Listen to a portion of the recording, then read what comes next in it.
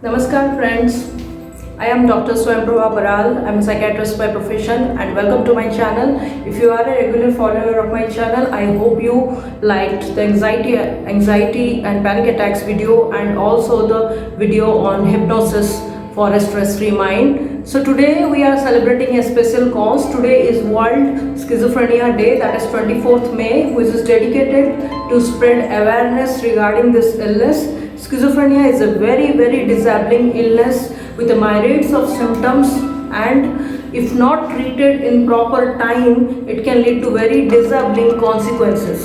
So let's know the basics of schizophrenia. Today we have with us in our set Dr. Ashwin, who has done his MD from NIMHANS and is a very young, energetic psychiatrist, and he'll be sharing with you guys what are the basic symptoms of schizophrenia, how to identify it, and when to seek help. Pass on. Thank you स्वयं Prabha ma'am, मुझे introduce करवाने के लिए। मेरा नाम, जैसे ma'am ने बताया, डॉक्टर अश्विन है। आप सभी को मेरा नमस्कार। आज वर्ल्ड सिजोफ्रेनिया डे है, इसके लिए हम सिजोफ्रेनिया के बारे में अवेयरनेस फैलाने के लिए कुछ पॉइंट्स आपसे शेयर करना चाहते हैं। सो जैसे मैम ने बताया, सिजोफ्रेनिया एक काफ़ी गंभीर मानसिक बीमारी है। इसका जो प्रेवलेंस है या औसतन ये जितना पाया जाता है वो है हर 100 में से एक व्यक्ति को होने का इसका चांसेस है। तो इसका प्रेवलेंस 1% है। ये पूरा वर्ल्ड वाइड का डेटा कहता है, सिर्फ भारतवर्ष ही नहीं, बाकी पूरे वर्ल्ड में इसका यही प्रेवलेंस है। तो ये गंभीर बीमारी है, तो इसके लिए जो ट्रीटमेंट होता है वो भी अवेलेबल है। सो उसको कैसे, किस प्रकार से लिए जाए, इसके लिए हम कुछ पॉइंट्स आपको बताते हैं, उसको कैसे पहचानना है। जितनी जल्दी इसकी पहचान होगी उतना जल्दी और उतना कारगर उसका ट्रीटमेंट जो है मुहैया कराया जा सकता है। तो ये अमूमन इसकी कोई वैसे तो उम्र नहीं होती है कि कब स्टार्ट हो, ऐसे कोई स्पेसिफिक उम्र नहीं है। फिर भी ये देखा गया है कि जो एडोलेसेंट है या जो किशोर अवस्था है उसके आसपास इसका आह्वान होना ज़्यादा देखा गया है वर्ल्ड वाइड। सो आप ये देख सकते हैं कि कोई 17 से 20 या 22 या 25 साल का कोई व्यक्ति है, उनमें ये चीज़ का आगाज़ हो सकता है। इसके जो लक्षण हैं, इसके जो सिम्टम हैं, ये धीरे धीरे पनपते हैं। ऐसा नहीं होगा कि कल तक व्यक्ति बिल्कुल ठीक था और आज तक सिजोफ्रेनिया के सिम्टम दिखा रहे हैं, ऐसा अनलाइकली है। तो इसको शुरुआत होने में कुछ हफ्ते भी लग सकते हैं, कुछ महीने भी लग सकते हैं, किसी को कुछ साल भी लग सकते हैं। हर व्यक्ति को उसकी पर्सनालिटी के हिसाब से अलग अलग जो है लक्षण में पाया गया है।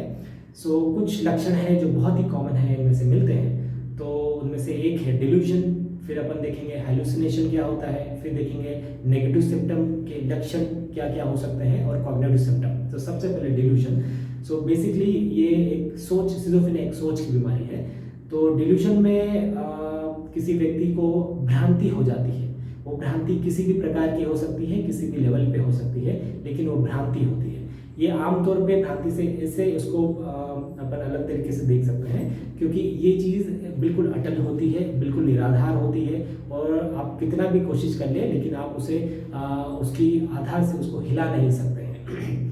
और जिस प्रकार से ये सुनाई पड़ता है, क्योंकि ये बिल्कुल निराधार है और व्यक्ति इसमें पूरे 100% तरीके से उसमें बिलीव करता है, तो इस चीज़ से आम जो लाइफस्टाइल है, जो उनकी पूरी जीवन शैली है, उसमें काफ़ी ज़्यादा दिक्कतें आती हैं। तो ये एक लक्षण है। तो मैं एग्जांपल इसका देना चाहता हूँ, उदाहरण देना चाहता हूँ। जैसे बोलते हैं डिल्यूजन ऑफ रेफरेंस। सो इसमें व्यक्ति को इस प्रकार से प्रतीत होता है कि सब व्यक्ति उनके ऊपर, जो व्यक्ति उनसे रिलेटेड है या नहीं भी है, वो उनके ऊपर नज़र रख रहे हैं, और ये नज़र काफ़ी बुरी तरीके से रख रहे हैं। भले ही वो जाते भी हैं किसी सड़क से, तो पीछे उनकी तरफ मुड़ मुड़ के लोग देखते हैं, उनके बारे में गलत सलत बातें करते हैं पीठ पीछे, और इनका उद्देश्य यही है कि किसी भी प्रकार से किसी व्यक्ति को नुकसान पहुंचाना, या जो व्यक्ति जो महसूस कर रहा है उसको नुकसान पहुंचाना। तो ये चीज़ बहुत लेवल तक आगे बढ़ सकती है। सो ये एक एग्जांपल है। किसी को हो सकता है डिल्यूजन ऑफ ग्रैंडियोसिटी। उसमें ग्रैंडियोस आइडिएशंस आते हैं, जिसमें आइडिएशंस आते हैं जो आइडिया डिल्यूजन लेवल पे हो जाता है। उसमें व्यक्ति को ऐसा प्रतीत होता है या ऐसा लगता है कि उसके पास कुछ पावर है या कुछ इसेंशियल चीज़ें हैं जो दूसरों के पास में नहीं है, और वो दूसरों से अलग है, काफ़ी स्पेशल। सो फॉर एग्जांपल कोई साधारण सा व्यक्ति है, वो समझ लेगा उसके पास सीएम के बराबर या किसी प्राइम मिनिस्टर के बराबर का पावर है। आगे चलते हैं हेलुसिनेशन। तो हेलुसिनेशन ये सेंसेशन का लक्षण है। जो अपनी इंद्रियां होती है, तो इंद्रियों में कुछ गड़बड़ महसूस होना। सो फॉर एग्जांपल मैं आपको बताता हूँ ऑडिटरी हेलुसिनेशन। इसमें एक नॉर्मल श्रावण वाला व्यक्ति जिसका सुनाई देने का शक्ति बिल्कुल नॉर्मल है, उसको कुछ ऐसी आवाज़ें सुनाई देने लगती है, आहटें सुनाई देने लगती है जो कि वास्तव में मौजूद नहीं है, लेकिन उस व्यक्ति को वो पूर्ण तरीके से सुनाई देती है। तो जैसे पहले डिल्यूजन में था, वो उसके ऊपर बिलीव करेगा, बिल्कुल निराधार है फिर भी उसके ऊपर बिलीव करेगा और उसके ऊपर आचरण करेगा। सो ये एक दूसरा लक्षण हो सकता है।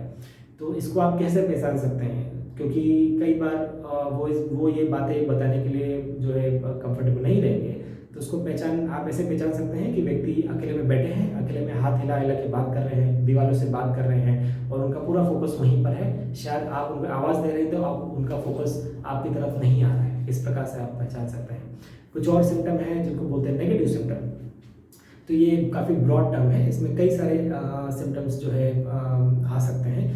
जैसे कि कम बातें करना, किसी चीज़ में इंटरेस्ट कम हो जाना। जो व्यक्ति पहले काफ़ी चंचल था, काफ़ी ज़्यादा एक्टिव था, काफ़ी सब लोगों से जाके बात करना, चीज़ों में इंटरेस्ट लेना, है ना, तो ये सब चीज़ों में कमी आ जाती है। तो जो एक ब्लंटनेस आ जाता है किसी शार्प व्यक्ति की पर्सनालिटी में। और भी कई सारे हैं, तो किसी और वीडियो में अपन शेयर करेंगे। कुछ सिम्टम होते हैं जिनको बोलते हैं कॉग्निटिव सिम्टम। इसमें व्यक्ति की समझदारी, व्यक्ति का जो तीव्रपन होता है, दिमाग का तीव्रपन होता है जिस प्रकार से यूज़ करते हैं, या जो नॉलेज होता है वो कम होता हुआ दिखता है। तो ये भी उसका एक लक्षण माना जा सकता है। कई सारे लक्षण होते हैं भिन्न भिन्न प्रकार के व्यक्ति में। सिजोफ्रेनिया से ग्रसित व्यक्ति में भिन्न भिन्न लक्षण आपको मिल सकते हैं, लेकिन ये कुछ 3-4 लक्षण हैं जिससे आप पहचान सकते हैं। हमारे कहने का उद्देश्य यही है कि अगर आप जल्दी पहचानते हैं तो आप जल्दी उनको ट्रीटमेंट के लिए ला सकते हैं, जो कि डेफिनेटली अवेलेबल है। जितना जल्दी ट्रीटमेंट में लाएंगे आप, उतना कारगर ट्रीटमेंट हम उन्हें जो है मुहैया करवा सकते हैं। सो मैं फिर बुलाना चाहता हूँ डॉक्टर स्वयं प्रभा को, स्वयं प्रभा नाम जो मेरे सीनियर है। So I hope you all like this video. If you want to know more about this illness or how the treatment occurs, please do leave us questions on the comment box. Thank you all. Thank you very much.